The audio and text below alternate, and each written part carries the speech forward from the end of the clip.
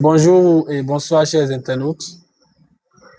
Nous sommes heureux de vous retrouver pour ce nouveau rendez-vous. Et aujourd'hui, nous avons l'immense plaisir d'avoir à nos côtés un invité spécial et particulier. Leslie, bonsoir. Bonsoir à vous. Comment tu vas? Je vais très bien chez vous. Ça va très bien. Leslie, pour commencer sur cette émission, pour ces gens-là qui ne te connaissent pas, qu'est-ce que tu peux leur dire sur toi? Ok, bonjour à tous, j'espère que vous allez bien. Moi, c'est Leslie Rostan Sago à l'état civil. Je suis chrétien dans le monde, je suis dans le social, je suis photographe événementiel, graphiste et web designer. Wow. Je suis également pianiste. Je joue un peu de la batterie et un peu de la basse. Et au niveau de l'église, je suis le CO de notre groupe musical. Mais au-delà de ça, je travaille également dans le département de la communication et je perds aussi dans beaucoup de départements dans l'église. Ok, merci beaucoup. Je vois quand même que tu fais beaucoup de choses, tu es bourré de talent et c'est une chose qui est quand même courante dans nos sociétés d'aujourd'hui. Ce que moi je m'en vais dire, déjà, tu appartiens à quelle église déjà? L'église, la mission Refuge le Bon Berger, 6 à Parakou, précisément à Okedam. Ok, ok. Wow, c'est bien. Je voudrais quand même que tu puisses nous dire, parce que je suis quand même curieux, comment est-ce que tu arrives à gérer tout ce tremplin? Tu as dit tu es graphiste, tu es photographe, tu es pianiste, tu travailles dans le département de la com, autant de choses pour toi seul. Est-ce que ça ne pèse pas parfois sur toi? Comment est-ce que tu arrives à gérer? Oui, très bonne question, parce que c'est juste une question de planification. J'avoue qu'au début, je me perdais beaucoup parce que à des moments donnés, je suis bloqué sur mon piano. Oui. Des dimanches, je suis bloqué sur le piano, ce qui fait que je peux pas travailler à la communication ou je peux pas interagir avec d'autres départements. Mais avec le temps et aussi avec le conseil de mes parents spirituels, j'essaye de faire le dispatching entre les deux. Lorsque, par exemple, je sais que j'ai des activités au niveau de mon entreprise, j'essaye déjà de prévenir à l'avance mes leaders que, ah voilà, cette semaine, je ne serai pas disponible. Je vais beaucoup plus me consacrer à mes activités. Et lorsque je me libère également, cela ne voudra pas dire que je suis à 100% euh, disponible dans la maison de Dieu. Naturellement, c'est ça. Je suis à 100% là. Mais à des moments donnés, mes obligations aussi m'obligent à pouvoir m'absenter, à aller travailler. Parce que c'est vrai, la parole de Dieu nous dit de travailler. La parole de Dieu ne dit pas de rester seulement à l'église 100% et de rester seulement prier. Mais aussi, lorsque tu as du travail, il faut aussi essayer de vaquer un peu à ça pour ne pas seulement te reposer sur ce qu'on te donne ici. Ok, ok. C'est quand même bien. Et aujourd'hui, qu'est-ce que tu penses de la foi chrétienne? Est-ce que pour toi, tu trouves que c'est une meilleure option pour nous jeunes aujourd'hui? Ouais. Euh, Ça, c'est une très grande question. Parce que la foi, c'est quelque chose de très grand. Parce que la parole de Dieu nous dit que la foi est une espérance des choses que tu ne vois pas. Une démonstration de celle qui viendra. C'est ce que la parole de Dieu nous Oui. dit. Et cela voudra dire que, en fait, avoir la foi, ce n'est pas simplement, euh, je crois que cela arrivera ou bien je crois que cela n'arrivera pas. Mais la foi, ça va plus loin que ça. Ça voudra simplement dire que la foi, lorsque tu as la foi, c'est que tu as vu quelque chose en l'esprit. Supposons, je prends un exemple très simple, mon ministère, parce que c'est vrai, je me suis présenté en tant que pianiste, en tant que membre du département de la communication. Mais en vrai, cela se rallie un peu à mon ministère principal, qui n'est pas forcément un ministère. Parce que souvent, quand on parle de ministère, les gens pensent directement, voilà, tu es appelé à être pasteur, tu es appelé à être prophète, etc. Non, non, non, loin de là. C'est vrai que ça, c'est un appel que tu reçois. Mais au-delà de ça, euh, je peux bien dire que la foi, c'est ce que tu vois. OK?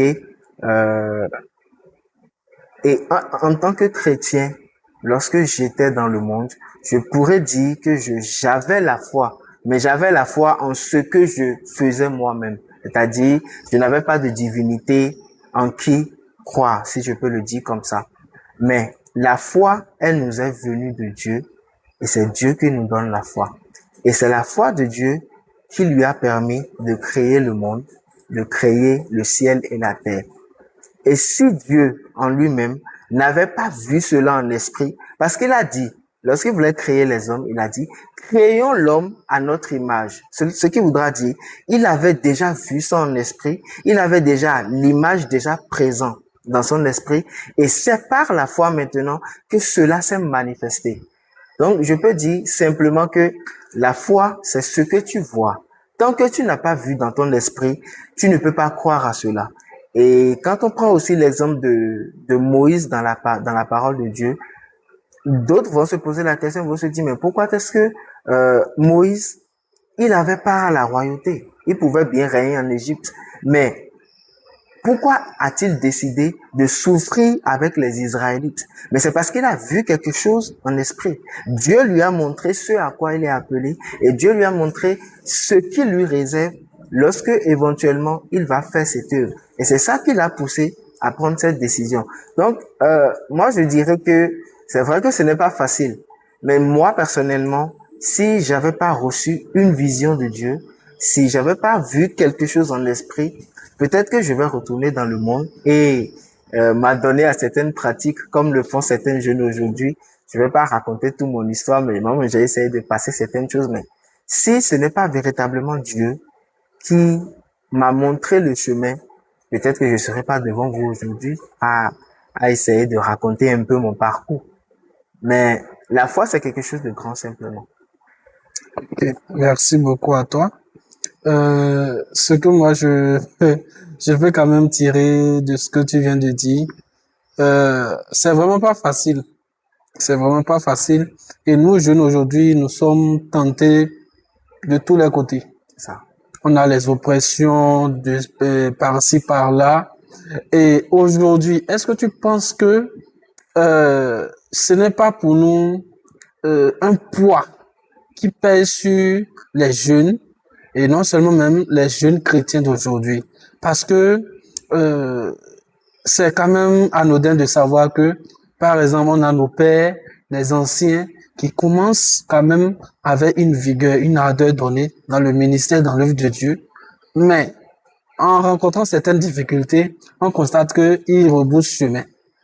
Ou bien quand même, c'est parce qu'à un moment donné, il y a une porte qui s'est laissée ouverte par quand même par eux-mêmes et par laquelle l'ennemi a essayé d'entrer pour quand même vaciller leur effort et tout. Maintenant, aujourd'hui, est-ce que tu te vois dans une posture où si on te présentait une opportunité aujourd'hui de pouvoir facilement acquérir de la richesse, de pouvoir facilement acquérir les biens, avoir la grandeur, parce que on est tenté parfois à cela. Parce que la marche chrétienne, elle n'est pas du tout facile. Non, pas du tout. Quand on regarde, par exemple, je me rappelle plus très bien, le chemin du pèlerin, ou bien comment on dit, Le chemin du pèlerin, voilà. oui. On a découvert que dans cet extrait de film chrétien, ce monsieur est passé par beaucoup de difficultés. Et n'eût été la résilience et la foi qu'il a eue également en Dieu, il serait tombé. C'est ça. Il serait tombé. Mais aujourd'hui, est-ce que tu penses que tu es dans une posture où tu ne peux quand même plus tomber dans ce genre de situation? Bon, je préfère dire directement non, parce que je peux pas dire que je suis protégé contre tout ça. Euh, j'ai dit tout à l'heure que la parole de Dieu a dit, la foi est une espérance. La foi est une espérance. Et l'espérance, c'est, même si aujourd'hui j'échoue, c'est que demain, je vais réussir. Même si aujourd'hui je trébuche, demain, je vais me relever. Et on va prendre l'exemple du chemin du pèlerin que vous avez dit tout à l'heure. À chaque fois qu'il y avait une difficulté qui se présentait devant lui, Dieu lui trouvait la solution. À chaque moment où il tombait, Dieu le relevait. Dieu envoyait quelqu'un pour le relever. Ce qui voudra simplement dire que la grandeur, ce n'est pas nous qui le donnons, mais c'est Dieu qui le donne.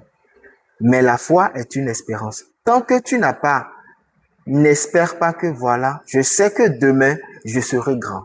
Par la grâce du Seigneur, je sais que demain, j'ai tel ministère, j'ai tel ci, je vais avoir de la richesse, je vais avoir des enfants, etc.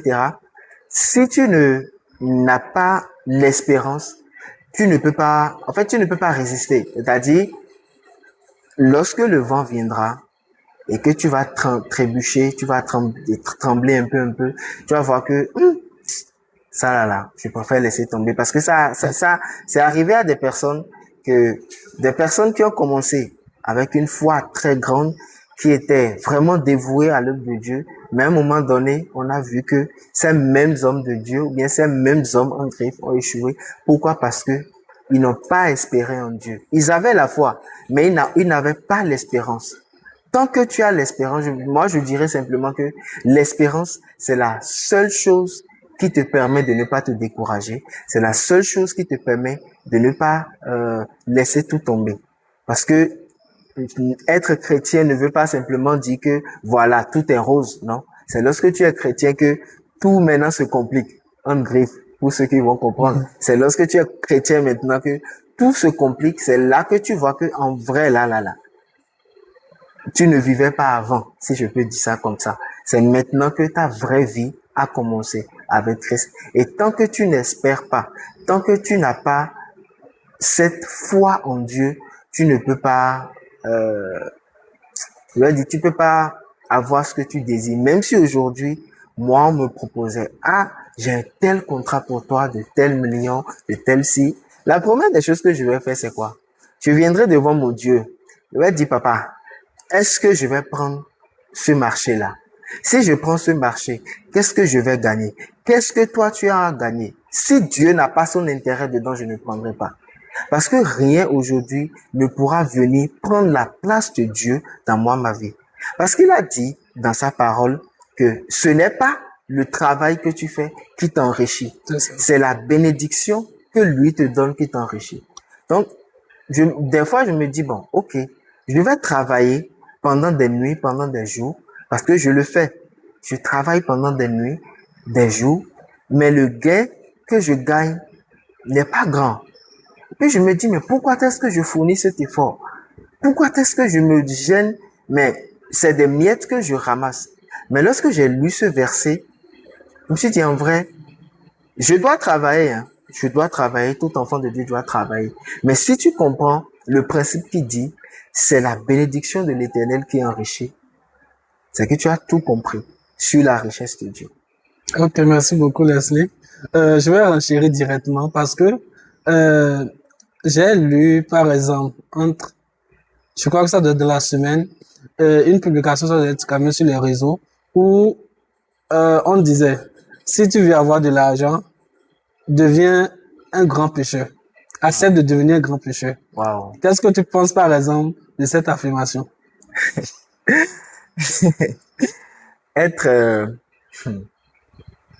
cette affirmation, c'est assez grand pour moi. Je sais même pas ce que je vais répondre. Parce que moi, je vois, ma compréhension de ce que la personne veut dire tout simplement, c'est que les plus grandes richesses de ce monde ne peut on ne peut l'acquérir que voilà, ça souvent il y a anguille sous roche en fait. Ouais. Donc, bon, qu'est-ce que tu penses de cela? Est-ce que parce qu'aujourd'hui, moi je ne dirais pas forcément que c'est vrai, il y a certaines richesses qu'on voit dans le monde où tu as forcément besoin de faire certains sacrifices, de faire certaines choses pour avoir de la richesse. Mais il y a d'autres personnes que je vais prendre certains exemples, mais je vais pas citer les noms. Ils ne sont pas chrétiens, d'accord? Ils ne sont non pas non plus musulmans. Ils ne pratiquent pas ils ne font pas des pratiques occultes. Mais ce sont des personnes influentes. Pourquoi? Parce que ils ont compris le principe du royaume des cieux pour avoir la richesse, pour acquérir la richesse. C'est-à-dire, c'est des personnes qui lisent la Bible. Mais quand ils lisent la Bible, là, pour eux, ils prennent ça pour prendre les principes, pour arracher les principes que nous, les chrétiens, on n'a pas compris. Ils prennent ces principes-là et vont mettre ça en pratique dans le monde. Et l'argent leur sourit, les biens leur sourient. Donc, je peux dire que c'est vrai que aujourd'hui, pour être influent, tu dois mettre la main dans beaucoup de choses. Mais il y a d'autres personnes qui ont compris le principe du royaume des cieux. Et lorsqu'ils pratiquent ça, ils ont la richesse qui leur suit, tout simplement. Ok, merci beaucoup. Tu as quand même dit à l'entame que tu es de la mission Refuge le Bon Berger. Ouais. Alors, est-ce que tu as de bonnes relations avec tes parents spirituels? Ah, ouais, ouais. Je vais dire que c'est même ça, la base, je vais dire en tant que enfant de Dieu. Oui. Si tu n'as pas une très bonne relation, parce que c'est vrai, ce sont pas tes parents biologiques, mais néanmoins, Dieu t'a donné ses parents spirituels pour te guider, pour te montrer le chemin à suivre pour entrer dans ta destinée. Donc moi, je pense que, en tout cas, entre moi et mes parents, la relation est équilatérale. Hein. Il n'y a pas d'ambiguïté. Euh, Néanmoins, ils savent tout de moi quand même.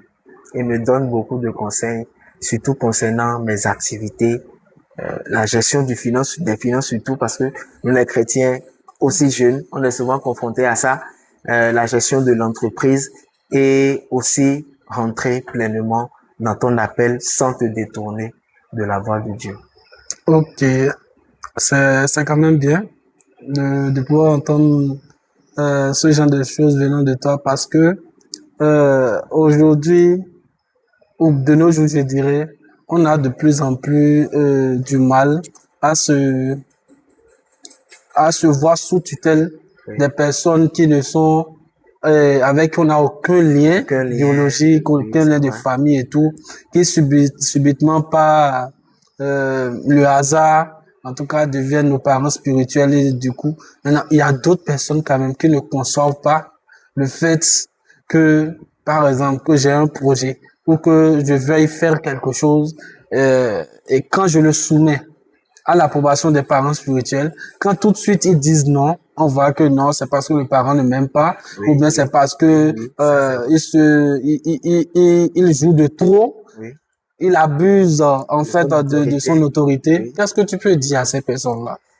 Déjà, je dirais qu'on ne choisit pas soi-même ses parents spirituels. Oui. C'est l'Esprit de Dieu qui te convainc. D'accord? Tu peux appartenir à une église, hein, mais c'est l'Esprit de Dieu qui te convaincra que telle personne, c'est ton père spirituel, telle personne, c'est ta mère spirituelle. Et lorsque tu as un projet et que tu viens soumettre à ce père, parce que c'est une autorité, c'est lui qui représente ton Dieu sur cette terre, à part tes parents biologiques, bien sûr. Lorsque tu lui soumets ce projet et qu'il te dit non, à un moment donné, pose-toi la question, pourquoi est-ce qu'ils ont dit non? Parce que un parent ne peut pas se lever du jour au lendemain et te dire non sans qu'il n'y ait une raison favorable à cela. S'ils ont dit non, c'est parce que peut-être ils ont vu que peut-être tu n'es pas apte à poursuivre ce projet parce que on nous dit souvent que tes parents des fois te connaissent même plus que toi-même, mais Dieu te connaît plus que toi-même, ok? Donc peut-être que le projet que tu lui as soumis, lorsque lui l'a analysé et il t'a regardé, lui se dit peut-être que non, cet enfant, ce n'est pas ce à quoi peut-être Dieu l'a appelé, ou bien ce n'est pas véritablement ce que Dieu attend de lui, parce que il peut lui soumettre le projet et l'homme de Dieu va aller prier. Et si l'homme de Dieu prie dessus et vient te dire non, c'est qu'il faut savoir que c'est le Saint-Esprit, c'est Dieu qui te dit non. Et si tu t'entêtes néanmoins à faire ce projet, tu ne vas pas aller loin, tu vas pas réussir. Parce que là, premièrement, tu as désobéi à l'autorité que Dieu a établie sur ta vie et tu as désobéi à Dieu. Or, la parole de Dieu nous dit, l'obéissance vaut mieux que le sacrifice. Donc, vaut mieux que pour le moment, j'obéis à mon Père spirituel. Même si je vois que, à un moment donné, il a tort, je lui obéis d'abord. Mais quand je lui obéis, je vais voir le Père suprême, Dieu qui est dans les cieux. Je lui dis, Seigneur, voilà mon projet.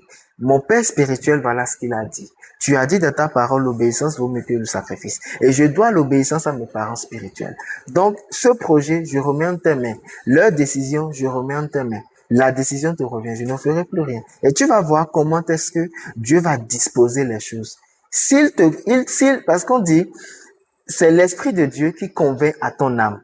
Donc, lorsque tu vas voir Dieu et que tu lui soumets le projet et tu lui soumets la décision de tes parents, l'Esprit de Dieu te convaincra, tout simplement, si c'est bon ou si c'est mauvais, ou si c'est le Père qui est dans l'erreur, ou si c'est la mère qui est dans l'erreur, le Saint-Esprit te le dira.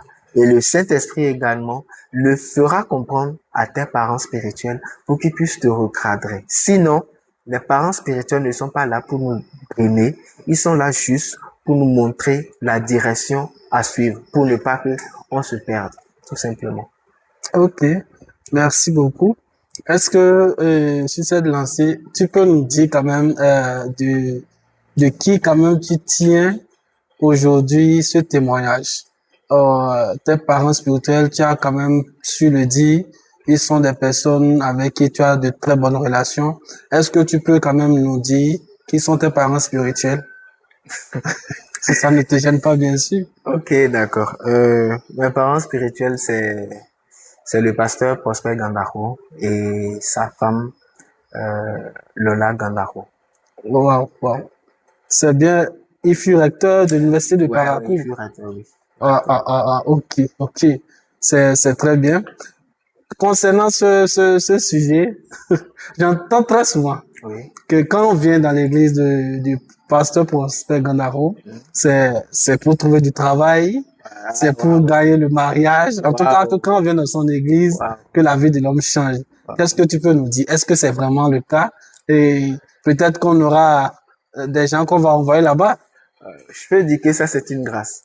Parce que ça c'est la grâce qui accompagne notre père spirituel. Oui. Euh, c'est la grâce juste que Dieu a déposée sur sa vie. Et vous allez voir lui-même, il est un grand savant. Il a fait beaucoup d'études, de grandes études. Donc, il a un grand bagage derrière lui.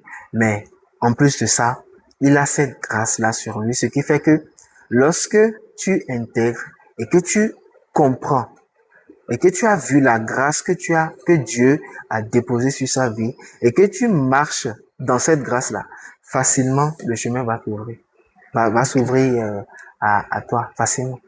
Wow. Donc, tu ne trouves pas que peut-être c'est quelque chose qui est favorable ou facilite quand même la tâche Oui, aux oui, jeunes ou aux oui, fidèles de la mission?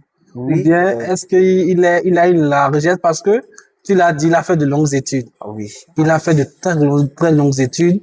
Et est-ce que peut-être, c'est pas peut-être cette pression-là? Parce que je suis, c'est quelqu'un de très rigoureux, de oui, oui, très très, intègre et très, tout. très rigoureux. Donc, est-ce que tu ne penses pas que quelque part, ça facilite la tâche à vous jeunes ou quelque part aussi, c'est ça qui ne vous permet pas de ne pas flancher ou de lâcher prise? Bon, c'est vrai que ça motive à ne pas, à pouvoir se donner à fond. C'est vrai au début, je vais prendre mon cas au début, lorsque il essayait de me montrer le chemin par rapport à mes activités. Au début, je le trouvais agaçant.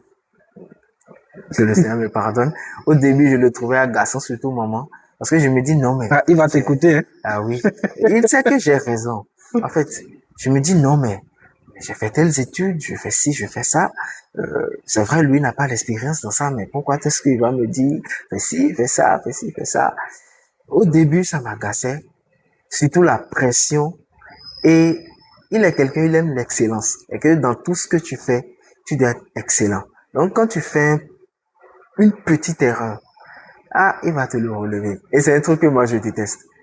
Et que je n'aime pas faire c'est à cause de lui que je n'aime plus faire des erreurs. Et que quand je vois une erreur quelque part, ou que je vois que je veux tomber, je me rappelle de ce qu'il me disait toujours. Ah, fais ci, ah, fais ça. Mais c'est aujourd'hui que j'ai compris. Sinon, nous jeunes, lorsque on nous met tellement de pression comme ça, ou bien quand on regarde à, à l'arrière de la personne, au parcours de la personne, on se dit, mais lui là, je ne peux pas fréquenter avec lui. Hein. Si jamais je me mets avec lui, là, je suis sûr que il va me sortir certaines choses que je ne peux pas supporter. Et c'est vrai. C'est vrai que c'est pas facile au début, quand aussi ça, c'est ce qui est bizarre, c'est que sa femme aussi a pris cette rigueur.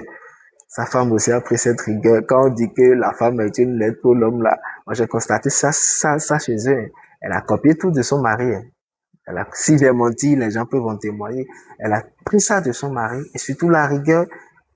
J'avoue que c'est pas facile. C'est pas facile. Et jusqu'à aujourd'hui, je, je m'adapte encore un peu à son rythme. Je ne suis pas encore habitué à 100%, je m'adapte un peu. Et j'essaye aussi, vu que c'est quelqu'un qui a vraiment un grand bagage spirituel et aussi un grand bagage intellectuel, nous aussi on essaye de mettre les pas, D'emboîter les pas. c'est tout. Merci beaucoup pour ce témoignage, Leslie.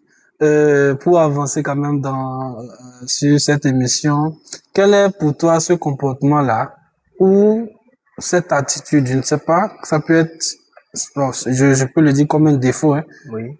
avec lequel tu es venu par exemple ici, mais en les côtoyant, tu as quand même pu abandonner cette chose-là, chemin faisant. Selon toi, qu'est-ce que tu peux nous dire par rapport à ça? Euh, ok, merci beaucoup pour la question. Bon, par rapport à ça, euh, l'homme n'est jamais parfait, d'accord, même en tant qu'enfant de Dieu ou serviteur de Dieu, n'est jamais parfait.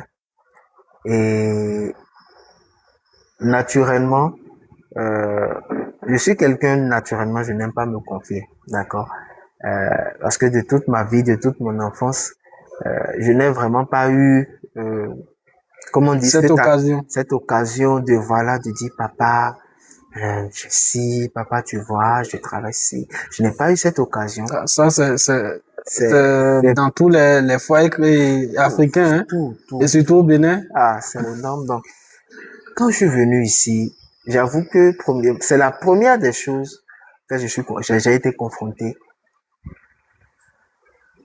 Et ça m'a brisé. Parce que maman spirituelle, elle va te pousser à faire ce que tu ne veux pas faire. Ou bien, elle va te pousser à faire ce que tu n'as pas envie de faire, mais que tu sais que tu dois faire. Donc, déjà, premièrement, ce côté, du fait que je ne savais pas m'approcher des gens, parler, me confier.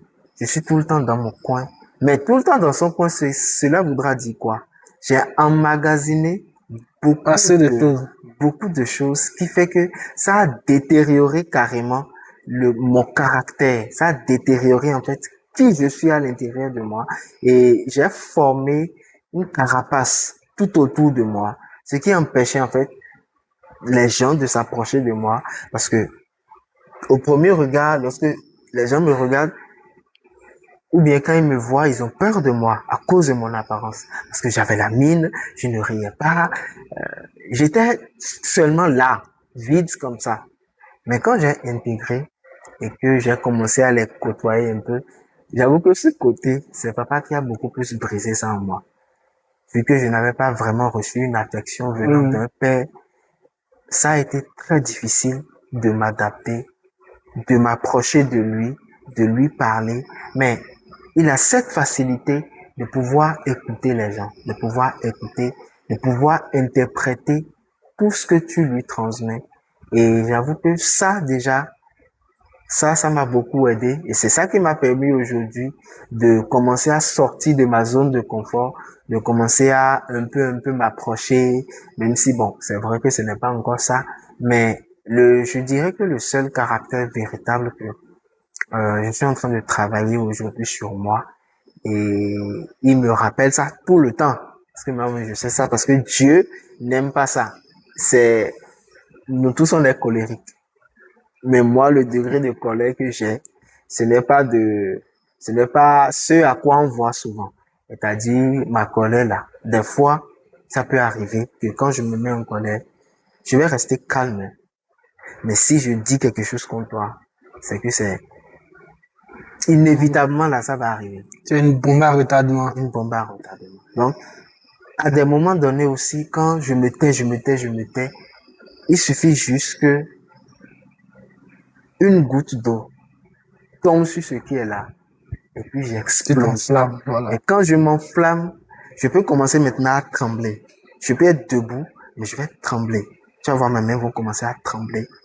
Et ça m'est arrivé une fois, j'ai failli avoir une crise cardiaque à cause de ça. Parce que je me suis mise en colère. Mais il faut savoir que cette colère a été emmagasinée depuis des années.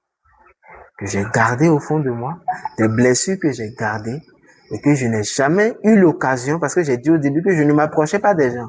Je ne parlais jamais à personne parce que je n'avais pas eu cette occasion. Donc ça a fait que j'ai emmagasiné, Et lorsque j'ai connu Christ, Christ a voulu briser, ou bien même est en train de briser ce caractère en moi, mais ce n'est pas du tout facile. Ce n'est pas du tout facile. Du tout pas. En tout cas, ça n'a jamais été facile. C'est ça. Mais je sais que quand il y a la volonté, qu'on s'y met réellement, on y arrive toujours. Que le Seigneur t'accompagne et te fortifie davantage. Alors, est-ce que tu peux nous dire, aujourd'hui, Leslie, il est engagé pratiquement dans tout? Ouais, quand on est jeune, on dit on a la fougue, voilà. On a l'ardeur, on a la force. La Bible même dit, je ne réjouis-toi de ta jeunesse. Voilà. Est-ce que aujourd'hui, Leslie est en couple? Ou bien, Leslie est célibataire? Ou bien, Leslie est mariée? Nos internautes veulent savoir. Je suis couple bataire. Ah, Couple bataire. explique-nous. Bon, juste pour s'amuser. Aujourd'hui, je peux dire que je suis engagé avec quelqu'un. On prie juste que le Seigneur ouvre le chemin pour que le mariage puisse avoir lieu. C'est tout. Ok. Alors, pour finir cette émission, quel est ce conseil-là, ce mot de fin que tu pourras donner quand même à un jeune qui nous suit, qui hésite entre s'engager, par exemple, sur la voie du Seigneur, qui peut-être hésite à répondre à l'appel de Dieu et qui est quand même dans le tourment? Qu'est-ce que tu peux lui dire? Quel est ton mot à son endroit? Bon, je lui dirais simplement de ne pas hésiter, de ne pas avoir peur, que même si Dieu t'a donné un appel, que tu as reçu un appel, ce n'est pas que cela viendra du jour au lendemain. Parce que il faut un temps de préparation, un temps où Dieu va t'équiper avant maintenant que tu ne puisses rentrer pleinement dans cet appel. Exemple, je me suis simplement présenté en tant que photographe, pianiste, etc. dans l'église. Mais j'ai reçu aussi un appel de la parole. C'est-à-dire, j'ai un ministère de la parole. OK? Et je sais que ce n'est pas aujourd'hui que je vais commencer. Là où je suis actuellement, Dieu est en train de me forger, de former mon caractère, de me former. Et aujourd'hui, il a mis sur mon chemin un mentor aujourd'hui, un évangéliste dont je vais taire le nom, qui est en train de me suivre, qui me coach, qui me donne les enseignements dont j'ai besoin pour grandir dans mon ministère, pour grandir dans la foi, avant maintenant de rentrer pleinement dans mon ministère. Donc, pour ces jeunes qui hésitent, parce que on hésite souvent parce qu'on se dit, je vais laisser mes activités et me donner pleinement à l'œuvre de Dieu, ou bien je vais être pleinement dans mes activités, mais aussi pleinement dans l'œuvre de Dieu. N'hésite pas, c'est Dieu qui t'a donné le boulot, c'est Dieu qui t'a donné l'intelligence. La sagesse et l'intelligence viennent de Dieu. Donc, si c'est Dieu qui t'a donné cet appel et que tu as foi en lui et que tu espères en lui et tu espères que demain, tu seras quelqu'un d'influent, demain, tu seras quelqu'un de grand. Fais-lui confiance, tout simplement. Il faut pas que ta foi vacille. Faut que ta foi reste comme la foi de Moïse lorsque Dieu lui a montré ce qu'il sera et la récompense qu'il aura. Et là, il a accepté de souffrir avec les Israélites que d'avoir accès au royaume de Dieu. Merci beaucoup. Je vous en prie. Nous avons beaucoup appris de toi sur cette émission.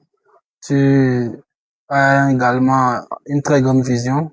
Et je prie Dieu qu'il puisse t'accompagner, Amen. qu'il te capacite, Amen. que tout ce qui est encore là et qui peut-être pourrait t'empêcher d'entrer pleinement dans ta mission, dans ton appel, que Dieu puisse les briser également. Amen, amen, amen. Merci beaucoup d'avoir accepté notre invitation. Un plaisir.